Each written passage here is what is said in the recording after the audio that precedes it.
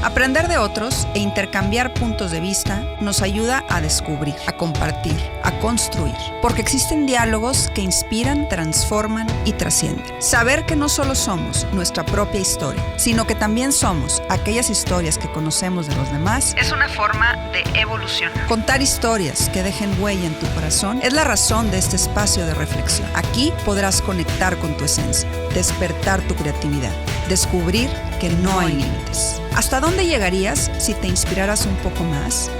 Esa respuesta podemos empezar a descubrirla ahora. Soy Jessica Garza. Te invito a que juntos sintamos y seamos Efecto Inspiración. Bienvenidos a Efecto Inspiración. El día de hoy me acompaña una mujer que ha sabido ser puente para los demás. Les cuento sobre ella. Es originaria de Ensenada, Baja California, pero radica en Monterrey desde 1992 junto con su esposo y sus 2 hijos, Elisa Fernanda y David Ángel. Estudió la licenciatura en Psicología Educativa con máster en Ciencias de la Familia y en Psicoterapia Breve Sistémica. Fue maestra de cátedra del Tecnológico de Monterrey durante el periodo 2004-2014. Después de que su hijo fuera diagnosticado con autismo y en conjunto con otras mamás que estaban pasando por lo mismo, deciden que era importante abrir espacios para información sobre el autismo, por lo que acuerdan conformarse como una asociación de beneficencia privada, surgiendo la Asociación Regiomontana de Autismo, mejor conocida como Arena ABP. Al ser socia cofundadora de Arena, sigue activa, desempeñándose desde 1998 como voluntaria y miembro del patronato, además de su ejercicio profesional como psicoterapeuta familiar. Me da mucho gusto darle la bienvenida a Elisa Ávila, Efecto Inspiración. Elisa, muchas gracias. Wow, gracias a ti, Jessica, por esta invitación. Qué emoción tenerte en el programa y me emociona por muchas razones, pero la principal es por cómo se dio la entrevista y le platico a toda la gente que nos está viendo o escuchando que yo la semana pasada invité a mis seguidores en redes sociales a que participaran en la iniciativa de la Semana del Macarrón, donde están recaudando fondos por una iniciativa hermosa que tuvo Teorel Thomas, y estaban recaudando fondos para Arena. Entonces yo comparto esta iniciativa y etiqueto a Arena, y me contactan para decirme, oye, Jessica, estaría padrísimo que pudiéramos hacer un episodio sobre el tema del autismo. Les digo, yo feliz de contar cómo las historias personales se convirtieron en una historia colectiva y terminó siendo Arena. Así que, qué emoción, estoy feliz. Y yo también muy feliz, inquieta, porque es como regresarnos a algunos ayeres, ¿no? En recordar estos momentos que eventualmente se fueron hilvanando para, como tú lo describiste tan bellamente, hiciste que me emocionara, crear estos puentes a través de la experiencia propia y de muchas otras familias. Totalmente, Elisa. Por eso me encanta tenerte hoy aquí. Y bueno, empezamos. Vamos a platicar ahora sí sobre esta historia hermosa, sobre tu vida, sobre tu hijo, sobre toda tu familia. Pero bueno, primero quiero que nos ayudes a ponernos un poquito de contexto, que nos digas un poquito quién eres, cómo creciste, cómo fueron esos primeros años de vida antes de que empezaras a formar tu propia familia. Mira, soy nacida en Ensenada, Baja California, en un puerto muy bello, ajá, con un área vinícola hoy por hoy muy importante. Y fui pues procreada por unos padres maravillosos, jóvenes en aquel entonces, y formaron una familia muy linda de 4 personas. Tengo 2 hermanos mayores que yo soy la tercera y tengo otra hermana. Y bueno, pues crecí en Ensenada, pensando que era el mundo, es decir, que así con ese clima maravilloso, esa libertad para andar y crecer y jugar en las calles, irte a pie al colegio, regresarte a pie, caminar por las calles del centro para ir con las amigas a algún lugar a comer, a cenar, lo que fuera. Pues yo creí que así era la vida, ¿verdad? Fui una niña muy feliz, muy privilegiada. Crecí, ahora, después lo reconocí en una burbuja, realmente, pues ingenua, feliz, me gustaba mucho la música, me sigue gustando, pero entonces, bueno, yo era de las que levantaba la mano para todo. ¿Quién quisiera? Yo ya estaba levantando la mano, formé parte de una estudiantina de mi colegio, fui educada en un colegio católico. Y me enseñaron a amar la música ahí, toqué guitarra, tocaba algunas percusiones, cantaba y bueno, yo gozaba toda esa parte de mí. Y después ya seguí mis estudios en una escuela laica, pero mixta, porque este colegio había niños y niñas, pero estábamos separados. Perfectamente separados, ¿no? Perfecta y estratégicamente separados. Después ya en una preparatoria mixta, la cual también disfruté muchísimo. Ahí aprendí pues otras cosas que en mi primera infancia y primera etapa de la adolescencia pues no tuve oportunidad. Pero fíjate que justamente al terminar mi secundaria yo le comentaba a mis papás que tenía muchas ganas de tener esta oportunidad de irme al extranjero a estudiar inglés. Entonces eso no era lo común ni lo frecuente, era como que quieres hacer que... Qué rara, ¿verdad? ¿qué te sí, dijeron? En mi generación éramos un grupo de 45 mujeres y nada más 2 levantamos la mano para esa opción. Y bueno, a tiros y jalones me dieron permiso. Cursé después de la secundaria un año muy cerca de ahí de Baja California, en el estado de California, pero fue una experiencia muy enriquecedora, difícil, creí que iba a ser más fácil. Sin embargo, fue muy enriquecedora, ¿no? En cuanto a darme cuenta, salirme un poquito de esa burbuja. Regresé para cursar mi preparatoria, que fue una etapa muy, muy rica en amistades, sí en estudios, pero honestamente también en disfrutar la etapa que nos estaba correspondiendo en ese momento. Después, cuando se vino la oportunidad de estudiar una carrera, yo estaba muy inquieta por 2 áreas, ¿no? La psicología o la rehabilitación física, porque me gustaba ayudar a los demás, ¿no? Incluso ser trabajadora social. Okay. Y tengo una prima, al día de hoy la recuerdo perfectamente cuando me dijo, a ver, me dice, ¿a ti te gusta andar en el campo y tener que hacer tus necesidades fuera de lo que es lo común, un baño? No, le dije, no, entonces no eres para trabajo social. Entonces descartado en automático, psicología o rehabilitación física. Mi padre entonces se dio a la tarea de llevarme a 2, 3 opciones. Volamos a la Ciudad de México porque nada más ahí había esa carrera. Y sabiamente recorrimos la ciudad para llegar a ese lugar donde daban impartían la carrera, que era un hospital. Nos movimos en transporte público. Tardamos en llegar cerca de 2 horas y en el Inter me tocó ver que habían atropellado a una persona. Entonces yo estaba bastante asustada después de vivir en una ciudad tan pequeña y que nunca me había subido a un transporte público, he de reconocerlo. Y papá, es que mira, la gente ni pide disculpas si te pisan o si te avientan. Este es México, mijita, me decías. Entonces ahí sí me hicieron esta entrevista, tuve oportunidad. Y afortunadamente con esa visita que hicimos, pues me di cuenta y me ayudaron así a entender que mi vocación iba más hacia la psicología. Entonces ya sí fue como que decidí estudiar esa carrera. Pero siempre estas ganas de ayudar y de servir un poquito a los demás o de generar bienestar a los demás, ¿verdad? Mi papá dice, amiguita, psicología, así como que sí tuvo sus dudas, ¿no? De que pudiera ser yo una profesión seria o importante de esto, no sé. Sin embargo, siempre me apoyó. Mi mamá dice, ay, ¿cómo te vas a ir tan lejos? Esto y el otro. Pero fíjate que no era ese mi tema de salirme a estudiar, al contrario. Dice, bueno, vamos a conocer otros lugares, otros espacios. Claro. Y así fue como entonces salí a estudiar la carrera de psicología. ¿En la Ciudad de México? No, me regresé, estábamos comparando algunos programas en Ciudad de Guadalajara, que me gustaba mucho Guadalajara, entonces me sigue gustando.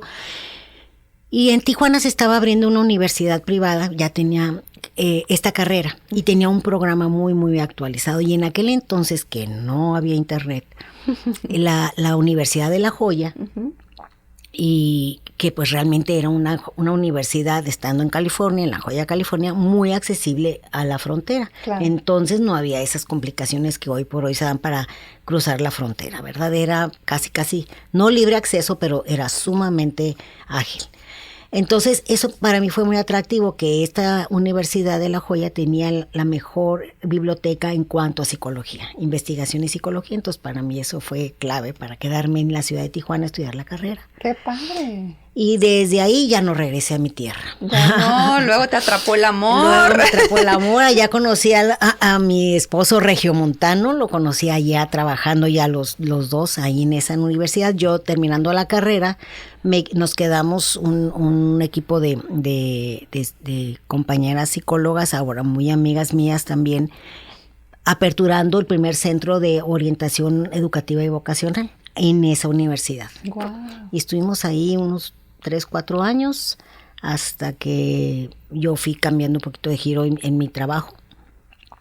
Y casada, y todavía casada viví algunos años, hasta que, unos 3 años, si mal no recuerdo, hasta que a mi esposo le salió la oportunidad de venirse a trabajar a Monterrey, al Tecnológico de Monterrey, para aperturar la universidad virtual, que está dentro de su área. En total, dijimos, o cerca de la familia materna o cerca de la familia paterna. Y así fue como llegué a estas tierras regiomontanas. Qué interesante, Elisa, todo lo que nos platicas, porque vuelvo una y otra vez a constatar que la vida, Dios, en lo que cada quien quiera, nos va preparando para lo que nos va a tocar vivir.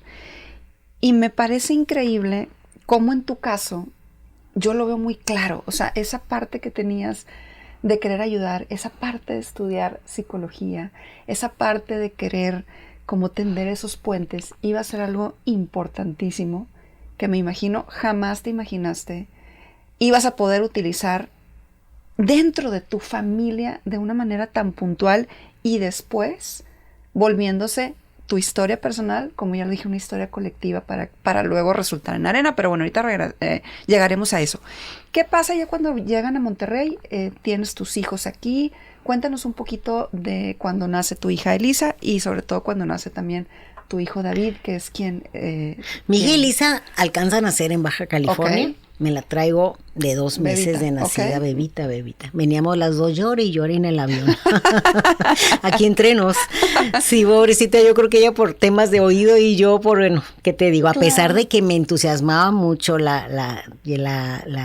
esto casi como desde más chica todavía así, no me intimidaba decir, voy a vivir en otro país. Cuando me fui a Estados Unidos, bueno, no era a lo mejor muy grande o mucha diferencia, pero pues con una familia que no conozco. O sea, no sé por qué, no me intimidaba, pero en el momento no es que me fuera fácil, ¿verdad? Así acá, la familia de mi esposo, también una familia muy linda, muy acogedora, y pues todo eso, sabía que quería hacerlo. Fue una decisión de los dos. Claro. Y como quiera, pues sí me costó mucho. Duele, claro, mucho. Dejar cosas duele, por supuesto. Todo lo que, bueno, afortunadamente hubo la manera de seguir, mantener este vínculo bien cerca. Y llego aquí a Monterrey en pleno agosto. Te recibió el clima bien padre. No, qué barbaridad. Sí, me puso más fuerte el reto, ¿no? Y al poco tiempo ya nos embarazamos de mi hijo David. Entonces mi hijo nace ya aquí en Monterrey. ¿Qué pasa con David? ¿Cómo empiezas tú como a notar que había cosas diferentes en él? ¿O qué veías que decidieron como ir a buscar? Fíjate ¿Qué le pasaba? Que desde el parto de mi hijo fue un parto difícil. Okay. No te puedo decir de dificilísimo. En ese momento a mí me pareció dificilísimo, pero después he escuchado otras historias que digo, bueno, no cabe duda que cada experiencia es distinta, pero un trabajo de parto de más de 12 horas, decidir si nos esperábamos o hacíamos una cesárea. El médico no llegaba, etcétera. Hubo varias circunstancias que a mí ya me pusieron en alerta. Nace David con algo de hipoxia. Eso nos inquietó mucho, pero el pediatra neonatólogo nos dijo no es algo de alarmarse ni nada. Sin embargo, los primeros días hubo que volverlo a internar porque presentó ictericia. Entonces, como que de entrada nos estábamos un poquito más en alerta que con mi hija, porque con mi hija todo fluyó así, muy, muy diferente. Entonces ya teníamos como estas antenitas levantadas, un poco más yo, porque de repente, por ejemplo, yo lo tenía en mis brazos. Yo recuerdo tendría David entre 4 y 6 meses, y yo notaba esa falta de contacto visual, que entonces ni lo había escuchado, ¿verdad? Y sin embargo también con digamos, alteraciones importantes en el desarrollo, como era, no dormía. O sea, más allá de que si se despierta cada 3, 4 horas para comer y todo esto, su patrón de sueño era muy inestable, muy, muy, muy diferente. Yo lloraba constantemente y sobre todo eso, que yo lo tenía en mis brazos y yo así como que veía a través de mí. No me veía a mí, no había ese. Entonces yo le comentaba esto a mi esposo y me dice mi esposo, tranquila, no estés tan tensa, estás claro. con la inquietud que fue un parto difícil, pero tranquila, las cosas van bien y todo. Y también le preguntaba al pediatra, que es el médico con el que más está uno en contacto. Y me decía, no pasa nada. Lo que pasa es que pues David trae muchas molestias al metabolizar la leche, todas estas cosas que ahora me hacen tanto sentido, que en ese momento es así nada más como que te aturde tanta información.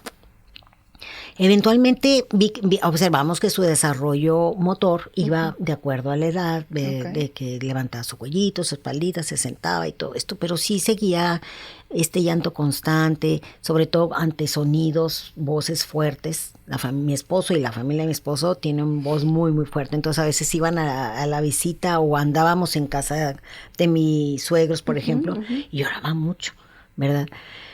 Entonces sí fue, digamos, en términos generales, como esos primeros meses del desarrollo, el primer año y medio, difícil. Okay. Difícil, pues no quiero decir comparando, pero tengo que decirlo, ¿verdad? Con mi hija, claro. que las cosas fluían de manera distinta. Era tu referencia natural. Era mi referencia natural, así es. Y ahí en una ocasión mi hijo presentaba seguido dificultades broncorespiratorias y tuve la fortuna, por decirlo así, que en el hospital en urgencias lo atendiera otra pediatra. Okay. Y ya después de que lo estabilizaron, ella me dice, el cuadro que trae tu hijo es alérgico, sí sabes, ¿verdad? Y yo no se me había informado que era algo lo que le estaba ocasionando este problema recurrente. Entonces me dice, saliendo de aquí te vas a ir a consultar a un alergólogo. Ya voy bien, voy obediente. Entonces el alergólogo le hizo la prueba y salió pues que tenía muchas alergias, ¿no? Al ambiente, básicamente a Monterrey, le digo, porque que el tipo de árbol, pues resulta que en toda la claro. banqueta donde vivíamos estaba lleno de esos árboles. Y ¿qué edad ahí tenía tu hijo? Como año y medio. Ok.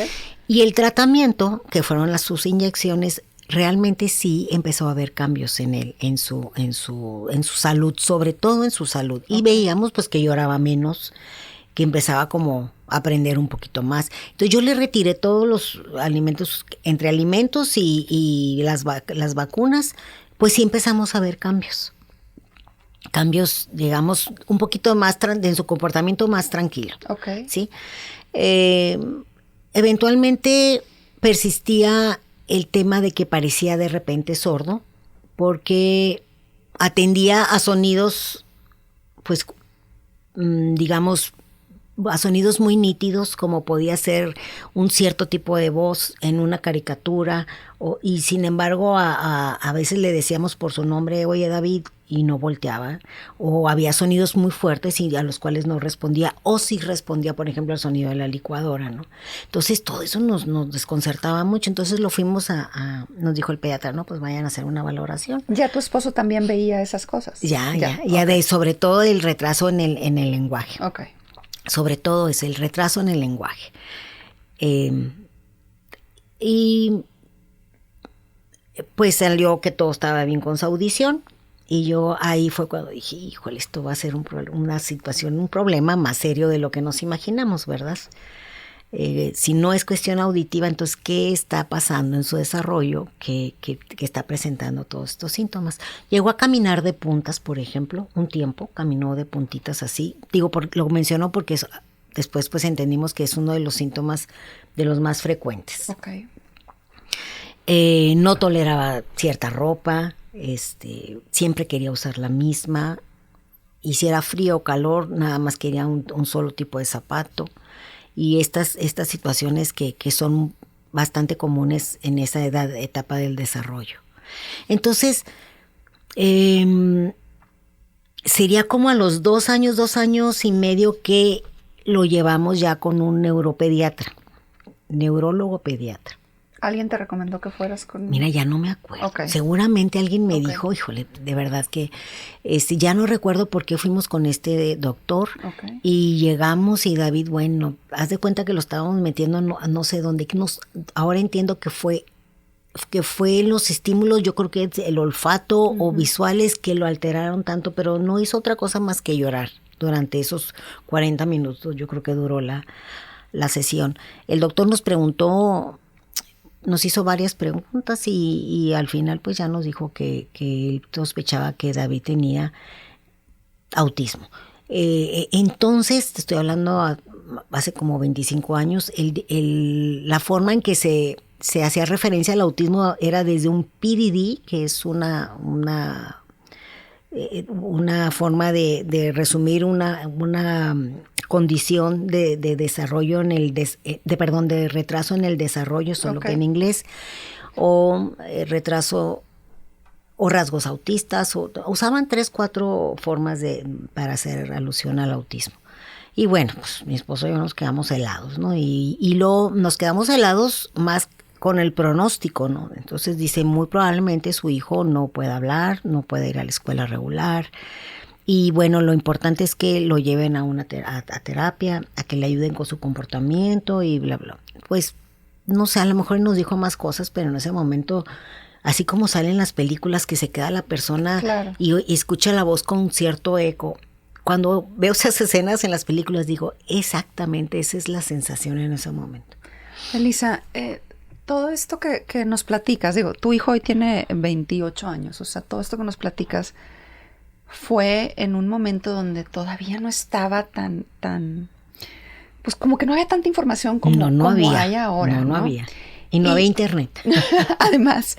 Y yo cuando te contacté, te pedí que me hicieras como una pequeña semblanza. Y me encantó porque me dijiste, Jessica, abriste la caja de Pandora. Y hubo algo que escribiste y que tiene que ver con lo que tú estás diciendo, que lo quiero leer textual, que habla precisamente sobre el momento de cuando te dan este diagnóstico, que dice: el diagnóstico paralizó la vida familiar. Poco a poco se empezó a digerir las posibilidades para su atención terapéutica y a tomar decisiones, no sin esa sensación constante y permanente de incertidumbre y miedo. Yo leo esto y escucho lo que me estás diciendo y yo soy mamá también. Yo quiero entender cómo se maneja esa incertidumbre y ese miedo. ¿Cómo logras que no sea algo que te paralice y que puedas seguir como actuando? Y más teniendo tú como esas herramientas de psicóloga, que en ese momento creo que las tenías que poner en práctica contigo misma. Platícame, ¿qué sentiste? O sea, si bien nos dices que era como esa película donde está la gente hablando y no procesas, una vez que te vas a tu casa, que tienes a tu niño contigo, que empiezas como a tratar de digerir, como bien lo dices aquí, esta información, ¿cómo manejas esa incertidumbre y ese miedo? ¿Qué te digo, Jessica?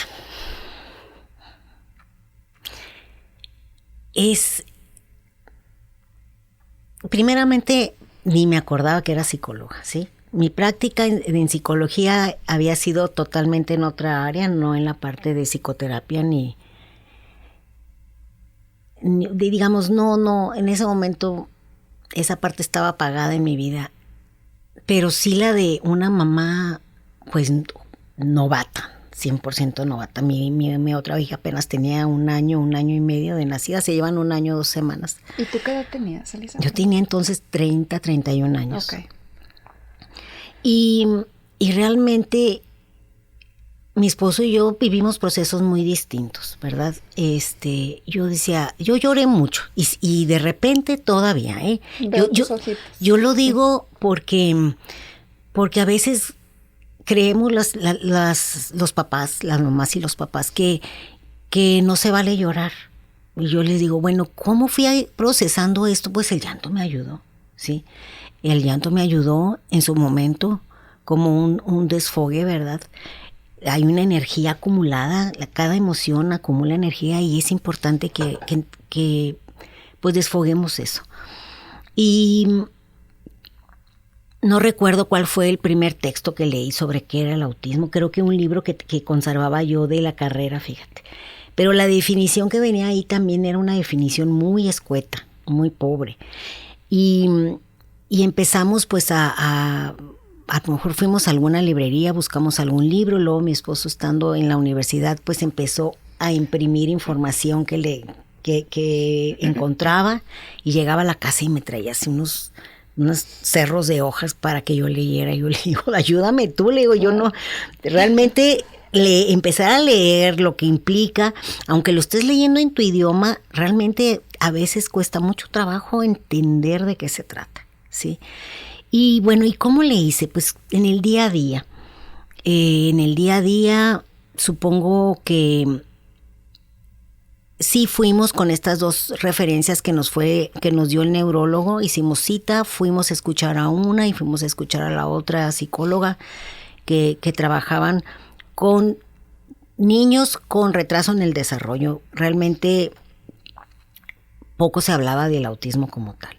Entonces ya después de escuchar estas 2 opciones, mi esposo y yo nos decidimos por una y empezamos a llevar a nuestro hijo a estas sesiones 3 veces por semana, 2 horas. Era como, aquí te dejo a mi hijo, y yo no sabía qué iba a trabajar, no me quedaba claro exactamente cómo iban a trabajar con él. Pero entonces digamos, lo que se intentaba era modificar la conducta. Uh-huh. ¿Cuál conducta? Si camina de puntas, que no camine de puntas. Okay. Si el niño no ve a los ojos, que vea a los ojos. Okay. Si el niño no tiene el lenguaje, bueno, estimular su lenguaje de acuerdo a la edad que tenía. Era muy, muy enfocado a modificar la conducta. Y luego mucha tarea para llevarme a casa, y esos momentos pues a mí me costaba mucho trabajo porque pues perdía la calma y el niño no me hacía caso y yo tenía que llevar registradas esas pequeñas tareitas. Entonces, no es un momento en el que te cae el 20, en que todo se te acomoda, es un proceso, va a ser un proceso en el que vas hilvanando un hilo rojo que tiene que ver con aceptar la condición, otro hilo de otro color que tiene que ver con conocer de qué se trata y cuál es el reto en el desarrollo de tu hijo, otro hilo que te ayude a ti personalmente a que estés bien, pero también resolviendo. Otro hilo que cuides la relación de pareja. Otro hilo para que además, si tienes más hijos. Entonces, realmente es un proceso en el que a veces se te olvida de meter un hilo y otras veces otro hilo te queda flojo o se rompe en el camino, en el tejerlo. Es un proceso que depende mucho, sí, de algo que yo descubrí después, que es muy importante mantener y trabajar una actitud de optimismo, porque de entrada, como cualquier papá y mamá, ya ves que cuando quedas embarazado o al menos planeas embarazarte y empezar tu familia, casi de manera automática estás planeando y deseando que haga tu hijo. Claro. Si es hombre y si es niña, y sí. ¿Verdad? Casi en automático. Sí. Y bueno, y tienes que empezar a trabajar por reconocer que muy probablemente estos planes no se lleven a cabo. Pero eso después lo aprendí de que debe de ser con cualquier hijo, con o sin autismo, con cualquier hijo tienes que estar abierta y confiar y tener esta actitud optimista de al menos de un futuro inmediato, porque tampoco sabemos qué va a pasar a mediano y a largo plazo. Sin embargo, lo primero y lo hemos platicado a lo largo de todos estos años, el primer miedo que te viene, ¿qué va a ser de él cuando no esté yo? No es tan indefenso en esas etapas y luego también en las subsecuentes. Dices, ¿qué va a pasar con él cuando yo no esté? ¿Sí? Y luego dije, bueno, pues precisamente por eso, a trabajar. ¿Sí? Que si no se va a casar, bueno, pues hoy por hoy dije, si entonces hubiera sabido cómo hoy incluso las personas que viven con un desarrollo común, normal, ¿verdad? Personas neurotípicas, decimos, no se quieren casar. Claro. Digo, no, hombre, haber sabido yo eso entonces. En fin, sin embargo, bueno, pues las creencias con las que uno creció, pues son las que se activan en ese momento, ¿no? Creemos que esa es la única forma en ese entonces, que es la única manera de poder ser feliz y realizarte casándote. Hoy he aprendido muchas más otras cosas, pero ¿cómo le hace uno? Pues sobre el día a día, pero sobre todo cuidando y cultivando, porque realmente es trabajo de cultivar esta visión optimista, esperanzadora, y tratar de apagar esa tendencia a futurear tanto. O sea, futurea para mañana, para el fin de esta semana, para el fin de este mes, para el fin de este semestre, si tu hijo se va a una terapia. Vámonos por metas cortas. No, me encanta que lo pongas así, Elisa, y me llena como de mucha emoción escucharte, porque hay, valga la redundancia, muchas emociones en lo que tú estás diciendo. O sea, ahorita hablas de esos hilos rojos, de aceptar, de aprender, de cuidar la relación de pareja, de tu estar bien. Hablas del día a día, de vivir el presente, de no estar pensando en las cosas que no podemos controlar, pero que inevitablemente lo hacemos. Uh-huh. Yo quiero saber, ¿cómo logras tú que estos hilos rojos y que este día a día pudieran ir como sorteando estas adversidades? ¿Y cómo logras, dime tú si sí o si no, convertir a lo mejor esas adversidades en satisfacciones, si es que hay? O sea, llega un momento en que el reto y en que ese día a día y en que el resolver el hoy se va convirtiendo como en ese aliciente para decir, híjole, mira, aquí hay esta florecita en el camino, o aquí sucedió esto que me dio mucha paz, o que me dio mucha alegría, o que me transformó de cierta forma. ¿Hay algo así en este proceso? Sí, fíjate, ahorita escucharte me hace pensar en dos factores que para mí fueron determinantes. Uno fue justamente coincidir con este grupo de mamás en esta antesala de donde empezamos a llevar a mi hijo y platicar con ellas. O sea, esa primera red de amigas, además recuerda que yo estaba recién llegada aquí, sí. Y pues mis amigas de toda la vida pues, se quedaron algunos kilómetros de distancia y hacer llamadas de larga distancia pues tenían un costo, lo hacíamos, ¿verdad? Pero con cierta eventualidad. Y para mí este grupo de primeras amigas que hice en esta sala en esta antesala de este centro terapéutico fue de verdad una fuerza emocional muy, muy importante. Podía sentirme que, para empezar, que no era la única, porque de entrada dices, o sea, soy la única en este redondo planeta que está viviendo esto, porque yo no había escuchado, yo no conocía a alguien que tuviera un hijo con este diagnóstico, okay. Al menos no de primera mano. Uh-huh. Y estas señoras que conocí además eran en su mayoría muy divertidas, muy ocurrentes, algunas de ellas muy optimistas. Entonces, para mí fue una riqueza de experiencia, conocerlas, empezar a convivir. Cada vez nos retirábamos de llorar mucho para reírnos un poco más. Ay, ¿sabes? Como de todas maneras, eventualmente había llanto, porque todas estábamos en esta primera etapa del diagnóstico, de aprender, de saber también nos dimos cuenta de eso, de que aun cuando tenían el mismo diagnóstico, todos eran tan diferentes, con retos muy distintos. Entonces, esta parte me ayudó mucho. Y la otra fue empezar a aprender como a reconocer cada pequeño logro, ¿sí? Por ejemplo, decimos, ay, el niño ya camina, pero se nos olvida reconocer lo que lo ayudó previa a caminar para llegar a esa meta, claro, ¿verdad? Entonces, claro. No, ya camina. Bueno, pero todo lo que implicó. Se levantó, gateó, todo lo que implicó, ¿verdad? Entonces, yo dije, yo tengo que aprender, porque sí lo dije, de hecho recuerdo un momento importante en donde dije, tomó la cuchara ya solo, ¿verdad? Y yo dije, ay, X, ¿verdad? O sea, ya tomó la cuchara, ¿quién no lo tomó? Bueno, él la tomó, o sea, yo misma me regañé, él la tomó y eso es su mérito, ¿verdad?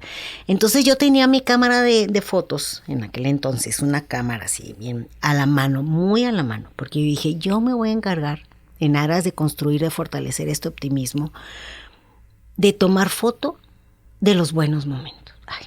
No, Elisa. Realmente era un periodo de vida, de desarrollo de mi hijo, donde predominaba lo difícil, predominaba que él no la estaba pasando bien. Entonces yo dije, pues yo voy a tomar evidencia de los momentos que sí. ¿Sí? Los momentos en que hace cosas y que a lo mejor después no me voy a acordar, bueno, ¿y por qué le tomé esta foto? Pero sé que voy a saber que fue un logro. Y esa manera de empezar a ver, apreciar, no el resultado, sino el proceso, creo que me ayudó. De ir descubriendo lo que sí podía cuando sí lo lograba, aunque mi hija, oye, niña, ya sabes que las niñas somos más listillas, ¿verdad? Lo sabemos todos. Hay que decirlo. Hay que aceptarlo. Entonces, además, tenía una chispa. Mi hija fue su maestra por muchos, muchos años. Entonces, no sé, no te mentiría si te dijera, ay, se me ocurrió un buen día. No, algo me lo hizo notar esa. ¿Y qué tal si tomas foto de cada, para que en su álbum aparezcan esos momentos, no los difíciles? Entonces, cuando hablo de construir ese optimismo, me refiero a eso, de que, ok, si tu carácter hasta entonces no es una persona optimista, por tu propia historia, por claro, lo que sea, es posible crearlo, ¿no? Y yo no lo sabía entonces, lo intenté y funcionó. Entonces, esas dos cosas creo que fue algo que me ayudó mucho. Y también yo decía, wow, que conocí a estas señoras tan divertidas, tan buena onda, que aportan tanto, y fue gracias a mi hijo. De otra manera no las hubiera conocido. No, y estas dos anécdotas que hoy nos cuentas, Elisa, creo que son muy relevantes en tu historia. Y me voy primero a lo que dijiste ahorita de los logros, porque creo que eso lo podemos traducir y lo podemos poner en práctica todos los días, teniendo la vida que tengamos, teniendo el diagnóstico que tengamos, seamos como seamos. Desgraciadamente no celebramos los logros. Muchas veces tomamos las cosas por dadas, tomamos las cosas como que, bueno, pues es parte de, es lo que sigue. Y esta parte que tú nos dices de poner el foco en esa parte positiva para construir el optimismo, híjole, nos das una gran lección. Qué importante lo que dices de que el optimismo se puede construir. Y creo que lo estás poniendo claro, que no es una manera de tapar el sol con un dedo o de no querer ver la realidad, sino de querer ver la bendición que siempre hay atrás de la adversidad, que muchas veces no logramos ver y que con tu ejemplo nos lo haces como tener mucho más claro. Eso por un lado. Y por otro lado, esta bendición colateral de este diagnóstico también de tu hijo, de conocer otras historias personales que eran similares a la tuya, donde tú te sentiste arropada, donde tú sentiste como esa empatía, donde no te sentiste sola, se convirtió en una historia colectiva. Y a mí esa parte mira, se me pone la piel de gallina, Elisa, porque yo estoy convencida que las historias personales son la puerta de entrada a un mundo lleno de posibilidades y que las historias cambian el mundo y cambian vidas. Y hoy tú me estás reafirmando que es así con lo que sucedió con Arena. Yo quisiera que nos platicaras y que le platicaras a toda la gente que nos ve y nos escucha. ¿Dónde y cómo conociste a estas señoras? ¿En qué terapia? ¿Y en qué momento decidieron juntar sus historias personales para convertirlas en una historia colectiva que pudiera resultar en Arena? A ver, ojalá no omita nada que fue tan valioso para que esto sucediera. Con esta primer profesionista que contactamos, que te comentó después de considerar 2 opciones, ella consultaba en un espacio muy chiquito y primero estuve ahí con ella y ahí sí, era tan chiquito que nada más dejabas al niño y te salías, okay, ¿verdad? Uh-huh. Después ella se cambió a un espacio más grande donde ya tenía una antesala. Uh-huh. Y ahí conocí entonces a varias mamás que ya iban con ella, pero que no habíamos tenido oportunidad de coincidir porque okay, llegabas y dejabas y te ibas.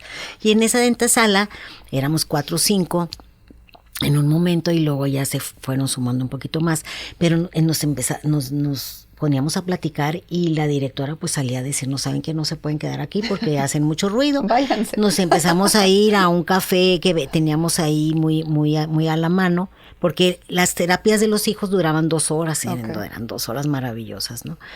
Entonces ahí seguíamos platicando y como ven y una de estas mamás dijo, fíjense que escuché que en Ciudad Victoria hay una terapeuta que sabe de autismo. Porque ahí donde estábamos asistiendo, la terapeuta no nos hablaba del autismo como tal. Nos hablaba de un retraso en el desarrollo, uh-huh. Nos hacía una imagen, y lo digo así porque nos lo hizo a todas las claro, que íbamos ahí, ¿no? Para decirnos que en el área prefrontal que había una inmadurez y que había que trabajar. Y cuando nos habló esta mamá de que en Ciudad Victoria había una especialista, pues dijimos, pues vamos a invitarla, oye, hay que hablarle, ¿verdad? Él consigue el teléfono, llámale, pregúntale cuánto se puede venir a Monterrey, organizamos una plática, ¿verdad? Y sí consiguió el teléfono, hizo larga distancia, bueno, ¿verdad? Lidia Soto se llama la terapeuta. Y nos dijo, sí voy, y pues les cobró tanto y más los viáticos, ¿verdad? Entonces, pues a trabajar, ¿qué hacemos? No, oye, pues ¿cómo ven si hacemos una venta de garage? Tengo un familiar que nos puede prestar una esquina ahí en el centro, y mi esposo tiene unos toldos, pues para poner unos toldos y no, no sé, supongo que era época de verano, porque sí recuerdo que hacía mucho calor. Y total, juntamos cosas y no sé en términos de cuánto tiempo, pero no pasó mucho de que se nos ocurrió a que lo concretáramos. Uh-huh. Hicimos la venta, sacamos dinero, alguien más de ese grupo de mamás consiguió entonces los salones de Caballeros de Colón, creo se llama, en el centro también, que nos lo prestaban. Uh-huh. Y entonces imprimimos hicimos un volante y se imprimieron muchísimos, entonces se repartían por todos lados, éramos varias mamás o varias familias repartiendo volantes, unas se iban a la estación de radio y tocando diferentes puertas. Nosotros pensábamos, porque eran salones muy, muy grandes, pensábamos a lo mejor unas 80, unas 100 personas, ¿verdad? Porque no había manera de que regístrate ni nada de eso. Cuando llegamos ese día en la mañana, el día de la fecha de la conferencia, vimos que había muchos camiones de transporte. Uh-huh. Dijimos, ¿habrá otro evento? O sea, está tan grande el lugar que habrá otro evento, y no, o sea, cuando llegamos, resulta que toda esa gente venía desde otros municipios a la conferencia. Wow. Y habíamos acomodado como 80 sillas nada más. Afortunadamente creo que eran 600 sillas las que estaban apiladas así en el fondo, pues rápido a bajar más sillas. La conferencia tenía un costo entonces creo que de 20, 30 pesos. Y pues para nuestra sorpresa, era muchísima gente la que estaba como nosotras, inquietas porque no sabía de qué se trataba el autismo. cómo lo podíamos atender, etcétera, etcétera. Nos llegaban papás con el niño. Mi hijo tiene esto, como si esperaban ellos que se curara o algo así, ¿no? Entonces, pues ese evento nos hizo darnos cuenta que había muchísima más necesidad de lo que nos imaginábamos. También había maestros que decían, es que yo he tenido estudiantes con estas características y en fin, ¿no? Entonces, pues ahí fue donde dijimos, pues hay que darle más forma a esto. Qué valientes, ¿verdad? Como si no tuviéramos en qué ocuparnos. Ahora pienso todo, me estoy escuchando y digo, wow, porque la mayoría teníamos más de un hijo, ¿sí? Y digo, como, en fin, qué bueno que a lo mejor no dimensionamos. Es que sabes que las implicaciones de todo eso, no sé. Y creo que cuando traemos como una misión y un propósito de vida, va a suceder, independientemente de lo que exista a nuestro alrededor, va a suceder, y así lo veo con ustedes.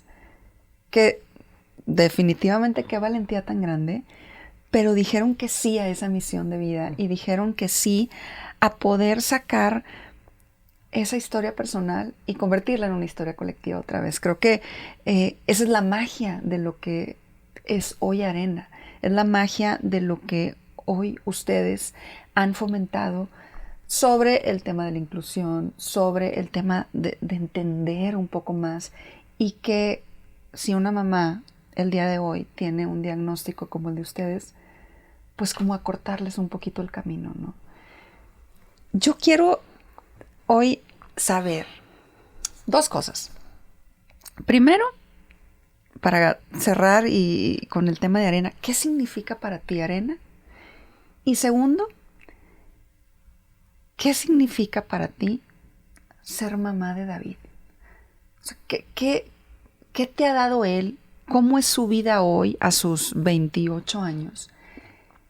¿Qué te ha aportado? ¿Qué te hace ser quien eres hoy? Pero bueno, empecemos primero con qué es Arena para ti.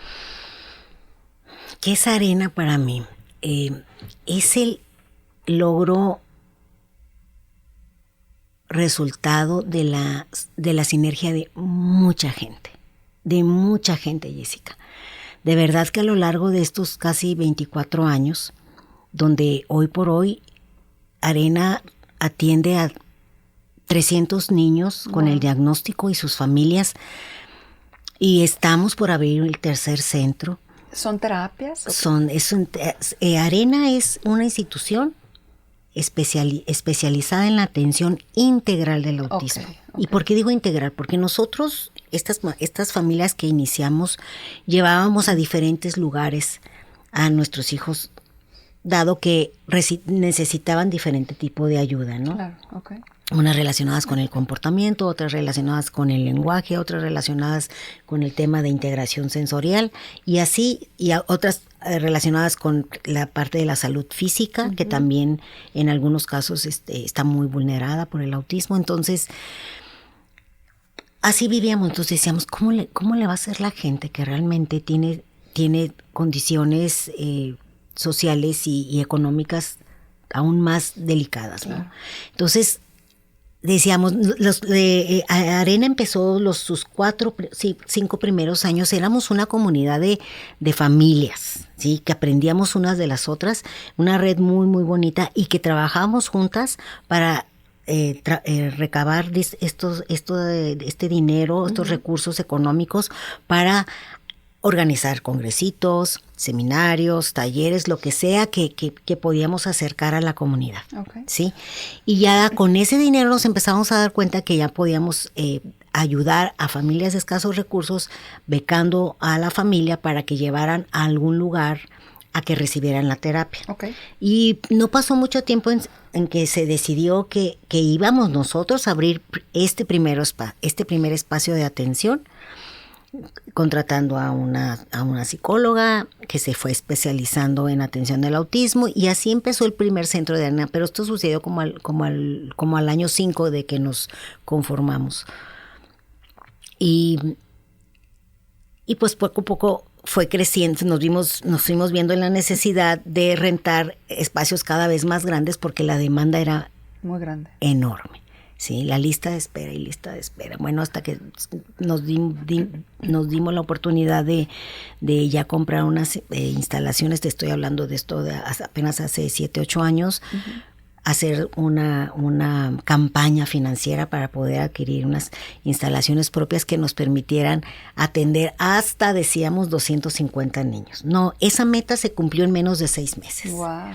Entonces, de que ya teníamos cupo lleno, ¿no? Entonces, ¿cuándo se va a acabar esto? Decíamos, ¿verdad?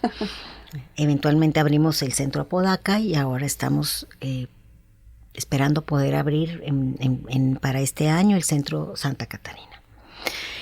Entonces, ¿qué significa Arena? Arena significa la unión de verdad de mucho talento, de mucho voluntario, de mucha gente que se sumó en su momento. Algunos ya no están directamente colaborando, pero su participación en ese momento de la vida de Arena fue muy necesaria, muy valiosa.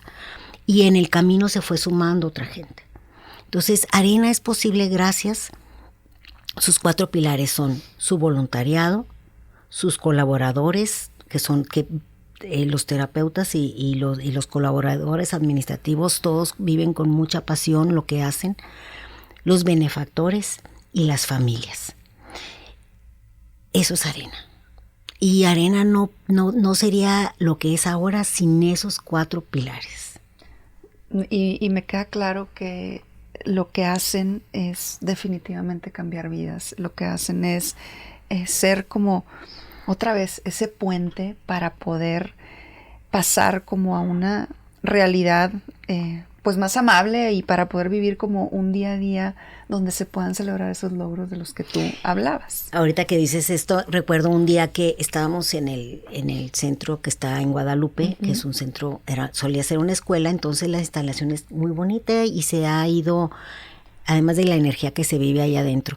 Y una vez llegó una familia a decir, entró ahí y yo estaba, por alguna razón estaba ahí justamente cuando llegó la familia y escuché decir a la mamá, ay, no nos habremos equivocado, le decía al esposo, esta escuela está muy bonita, no creo que sea para mi hijo.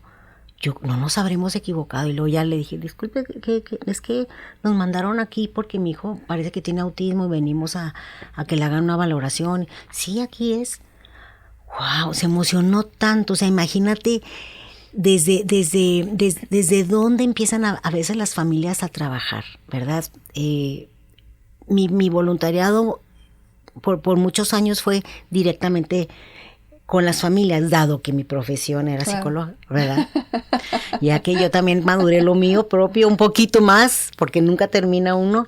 Entonces empecé, y ahí escuchaba estos testimonios terribles de decir, es que mi hijo tiene autismo porque Dios me está castigando, porque yo fui tremenda o tremendo de adolescente, o yo no quería este bebé, quise abortar. Bueno, unas historias, Jessica, que dices, ¿desde dónde empieza a veces los papás a trabajar, a digerir esto? Imagínate. Pero qué importante lo que hacen ustedes para poder precisamente sanar esa parte y para poder digerirlo.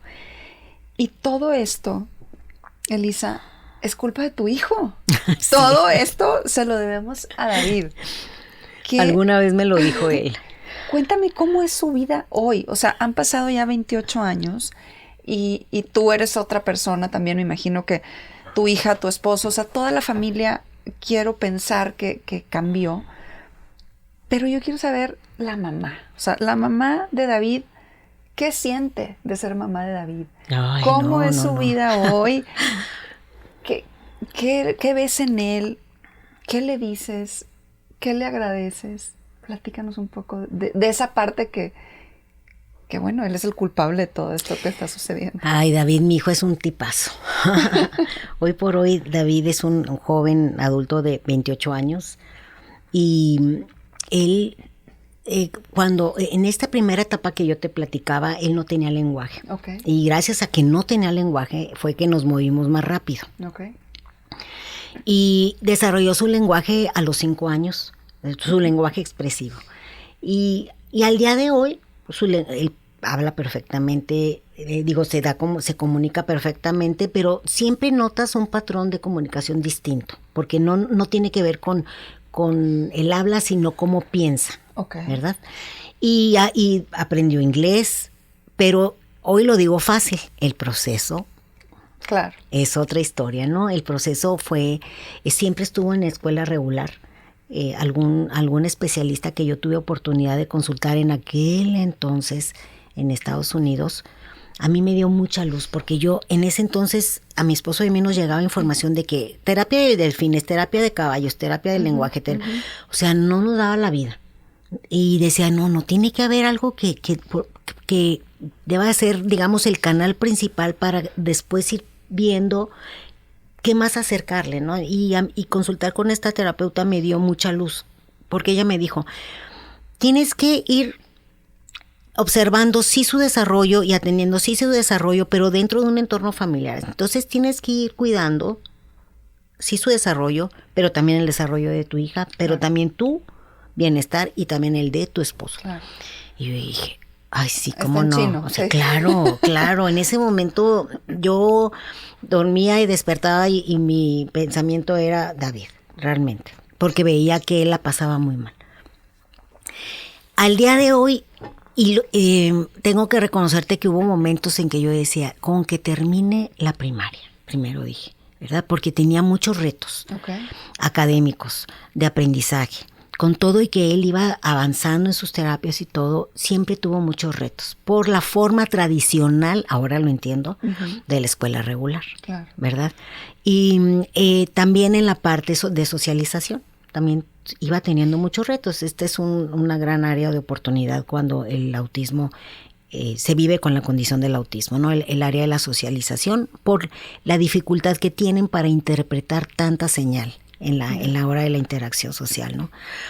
Entonces, siempre había que quiere hablar la directora contigo y que y bueno, pues ahí me armaba de valor y siempre me encontré gente, con lupa la busqué en ese momento, pero siempre encontré gente, le digo a David, tienes grandes ángeles en la tierra, le dije.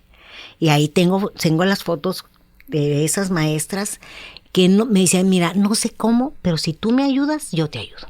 Wow. Y a mí, yo era lo único que quería saber, que tenía esa maestra, ese maestro, esa apertura a dime cómo le hacemos y lo trabajamos. Entonces siempre busqué espacios, colegios o escuelas que fueran de grupos muy pequeños, que el idioma básico fuera, o sea, no, entonces entraban en auge los colegios bilingües. Claro. Entonces me costó trabajo encontrar que estuviera nada más en español, que no fuera pública, que fuera privada. Y porque las públicas eran grupos muy numerosos y yo quería que fueran grupos reducidos, ¿no? Entonces, si tú me hubieras dicho, yo les digo mucho cuando platico esto con más familias, en la secundaria si tú me hubieras dicho, David va a estudiar una preparatoria, va a estudiar su carrera profesional en el TEC, yo hubiera dicho, ajá, ¿y qué más? ¿Verdad? Porque la verdad fue un reto muy grande su primaria y su secundaria, y lo digo yo, pero él te dice, sí, por supuesto, sobre todo la secundaria, ¿sí? A finales de secundaria tuvo una maestra maravillosa, que entonces es como que se sintió muy confiado, porque además mejoró bastante su promedio, siempre con apoyo académico, con su terapia de esto, su terapia del otro.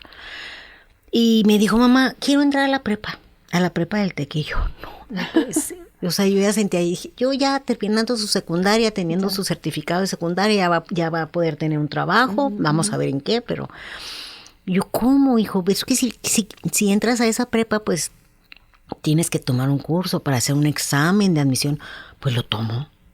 Entonces yo cuando oía a él, cuando le escuchaba a él con esa simplicidad de expectativa de él mismo, dije, yo no tengo derecho a dudar más de él, si él mismo está confiado en que al menos lo quiero intentar. Entonces, pues y le dije a mi esposo, oye, pues ahora sale con que quiere estudiar la prepa, pues que lo haga. Y si así fue, tomó su curso, la primera vez no lo pasó, nos frustramos mucho, lloramos juntos. Entonces la maestra le dijo, mira David, dice, tú tuviste muy buen puntaje al finalizar tu curso, fuiste de los que más cambió de su primer examen de entrada, la salida. Yo te voy a dar un consejo. No me respondas ahorita. Piensa este fin de semana y luego cuando lo decidas le dices a tu mamá. Y yo, o sea, estaba viendo eso y dije, yo ya no quiero saber nada. O sea, en ese momento, fíjate, como ahorita platicándotelo, había muchos momentos en que la fuerte no era yo, el fuerte era él. Wow. Sí, la fuerte no era yo. Y en ese momento, bueno, sí, con permiso, maestra, yo ya no quería saber nada de nada. Nos fuimos al carro y veníamos muy, muy calladitos en el carro. Y me dice, mamá, ya tomé una decisión. No le dije. Ni siquiera han pasado 10 minutos. Te esperas que lleguemos a la casa y, ok. Y llegando a la casa me dice, ya lo pensé.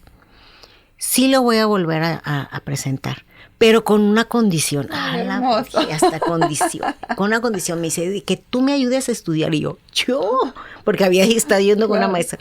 Sí, dice, que tú me ayudes a estudiar, pero de esa forma en que tú le haces que yo sí entiendo. Yo dije, ¿cuál es? No, dije, ¿cuál? O sea, ¿cuál es esa manera, verdad? Porque muchas veces él tenía sus tutores, pero yo a veces le ayudaba, pero no, a ver, ¿cuál es esa forma? Sí, dice, que me pones un reloj y me dijiste, mira, vamos a ver, nada más, de ahorita a las 8, a las 8:20 vamos a trabajar y lo vamos a descansar. Eso lo hacía yo con él, pero yo no sabía que le funcionaba, claro. Pues de esa manera en que él lo sintió, le dije, bueno, ok, vamos a hacerlo así. Y así fue como estudiamos, y así fue como aprobó su examen, y así fue como entró a su prepa del TEC, donde fue muy feliz con los compañeros que conoció ahí. También conoció otros maestros que fueron sus ángeles, que en sus dificultades lo apoyaron, lo ayudaron, no le resolvieron. Todo es mérito de él. Y así tuvo su pase directo a la carrera en el tecnológico, que es animación y arte digital. Y ahí sorteó otras dificultades en lo social, en lo académico. Tomaba sus cursos en verano, volvía a presentar los exámenes, todo esto hasta que terminó su carrera. Wow, Elisa, es que toda esta historia nos recuerda que no hay límites y nos recuerda que todo es posible y nos recuerda que el autismo es simplemente una forma diferente de procesar, pero no es ni más ni menos, que pueden lograr lo que se propongan y que teniendo ángeles, como dices tú, aquí en la tierra, pueden salir adelante. Pero sobre todo, yo creo, aunque digas que no es mérito tuyo, que es mérito de él, creo que es importantísimo tener una mamá como tú y tener una familia como la que me platicas que tienes y tener esa red de apoyo. Así que yo te quiero felicitar, porque la verdad, tu historia y la historia de David es sin duda efecto inspiración. Así que gracias de verdad por compartirla, por abrirnos tu corazón. ¿Qué te digo? Es una historia que nos llena de muchísima esperanza. La historia aún continúa, y fíjate que en cada mamá hay un relato muy valioso. Yo te puedo decir, en cada mamá hay un relato inspirador, porque cada historia es distinta. Y esa es parte de la energía de Arena. Wow. No, es que definitivamente qué privilegio que esta historia personal junto con la de las demás fundadoras se haya convertido, como ya lo dije en repetidas ocasiones, en esta historia colectiva. Pero bueno, ya para despedirnos, quiero que me digas cómo defines tú hoy el autismo. O sea, una vez que ya viviste todo esto, que ya aprendiste después de 28 años lo que has vivido de manera personal y lo que has vivido en Arena, ¿cómo sería para ti como la definición del autismo? Mira, yo la defino en dos áreas importantes para nosotros, los papás y la familia, entender. Bueno, y cualquier persona, ¿verdad? El autismo es una condición neurobiológica que tiene que ver con aspectos de fondo profundos, importantes en el desarrollo, parte neurológica y biológica. Es decir, no nada más está el reto en el cerebro, sino tiene que ver con todo el organismo de la persona que se le diagnostica esta condición. Okay. Entonces es una condición neurobiológica. Y de esta manera entender que los síntomas, que es realmente lo que nosotros nos indica que algo está raro o diferente en el desarrollo de mi hijo, tienen una base profunda que lo está causando, y es a donde hay que irnos. Te comentaba al principio que muchas terapias entonces se iban a corregir, ¿verdad? A normalizar al niño. Pero no al fondo. Okay. ¿No? Entonces, hoy por hoy entendemos que hay no nada más las terapias que atienden la parte de comportamiento, la parte del desarrollo cognitivo, sino hay otras áreas que hay que atender, como es la salud física, como es su nutrición. Es realmente un abordaje integral. Por eso es importante hacer énfasis en que es una condición neurobiológica del desarrollo. Ahora, la otra parte, que es el autismo. El reto que yo entendí, que me costó mucho tiempo, pero es entender que el autismo lo que dificulta es la adquisición de significados. ¿Qué significa? Veo un vaso. El que tiene autismo, tienes que enseñarle desde lo más básico, lo más sencillo, lo más esencial, para qué es ese objeto que está viendo frente a su cara. Okay. Él no va a inferir en automático, es un vaso en el que si yo le pongo agua me lo puedo tomar. A lo mejor estoy siendo muy, muy, muy elemental en mi ejemplo, pero así es con todo. La adquisición de significados es el reto. Qué interesante. Entonces yo le aprendí que, si el niño, yo estoy esperando que se ponga los zapatos solos y no lo hace, y yo me desespero porque ya me tengo que ir, el niño ve los zapatos y no se los pone, no quiere decir que nos quiera fregar la vida al no ponerse los zapatos. Quiere decir que el niño, aunque ve los zapatos, le falta desarrollar la información o adquirir la información previa a saber, para inferir que si ve los zapatos y sus pies están descalzos, es para que él ponga un zapato en un pie y el otro en el otro. Wow. ¿Sí? Entonces, para mí eso también es importante definir qué es el autismo. Es el reto de la adquisición de significados. Wow, qué interesante que nos digas todo esto, y qué interesante para nosotros también como sociedad, pues ser más empáticos, ser más sensibles, ser más solidarios y entender que esta condición, como lo decía hace un momento, no hace que alguien pueda no lograr algún objetivo, sino que se puede lograr cualquier cosa que nos propongamos. Y más importante aún, Jessica, si me permites agregar rápidamente, es también en la parte de la definición, es una condición de vida, ¿sí? Siempre se está en posibilidades de mejorar, de estimular y lograr esta conectividad que se requiere, de mejorar toda la parte metabólica para que el procesamiento, etcétera, etcétera. Pero siempre se vive con esta condición, ¿sí? Entonces, no que cuando escuchemos ahí en el medio, en el entorno, en el mercado de las vitaminas para curar, métodos que te van a curar el autismo, no es curable porque no es una enfermedad. Tiene las causas, hasta el día de hoy se habla de causas genéticas, que junto con el ambiente, todavía hay mucha investigación sucediendo, pero es una condición de vida. Siempre se va a vivir con esa forma distinta, no deficiente, distinta de interactuar con tu entorno y de incluso de interactuar con ellos mismos. Totalmente. Qué importante que lo digas, y qué importante que menciones que no es una enfermedad, que es una condición distinta, porque lo que tenemos de riqueza es precisamente la variedad, ¿no? La neurodiversidad. Exacto. Exactamente. Entonces me parece increíble. Para allá vamos a ir, estamos enfocando toda esta forma de ver. Es que me parece increíble cómo lo defines, cómo lo pones, pero lo que más increíble me parece es esta historia de amor, es esta historia de entrega y es esta historia de esperanza. De verdad, Elisa, ha sido un privilegio tenerte hoy en el programa, pero bueno, antes de que te me vayas, déjame decirte que yo al final hago una dinámica con todos mis invitados, donde les doy una serie de palabras y les pido que la primera palabra que venga a su mente me la digan. ¿Estás lista?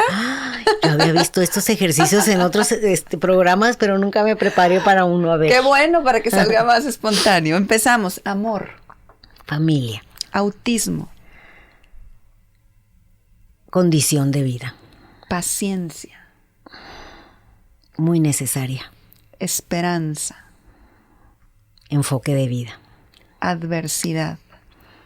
Oportunidad para crecer. Efecto inspiración. Una gran ventana a vivir con esperanza. Ay, ella es Elisa, ella es esta mujer que tiene esta historia que nos inspira, que nos llena de emoción, que nos llena de energía y que nos invita a ser muy empáticos, que nos invita a abrazar esta neurodiversidad. Elisa, no sé si hay algo más que quieras agregar, algo que quieras decir antes de irnos para toda la gente que nos está viendo o escuchando. Gracias por abrirnos la puerta a Arena, a estos micrófonos, en lo personal. Y estamos en nuestras redes sociales de Arena, Autismo, Arena Autismo, en Facebook, en Instagram, en Twitter, en todo. Tenemos una página web www.autismoarena.org.mx donde encuentran toda la información. Si gustan sumarse como voluntarios, como benefactores, como lo que sea y formar parte de esta gran familia, son más que bienvenidos. Muchas gracias, Elisa. Gracias de verdad por la oportunidad de conocer más sobre el autismo, de conocer tu historia y la historia de David. Gracias de verdad por ser Efecto Inspiración. Gracias a ti. Y a todos ustedes que nos acompañaron, muchísimas gracias por haber estado hoy en el programa. Esto fue Efecto Inspiración. Te invito a que seas parte de la comunidad Efecto Inspiración. Suscríbete en mi canal de YouTube y sígueme en Instagram y Facebook. Nos vemos por ahí.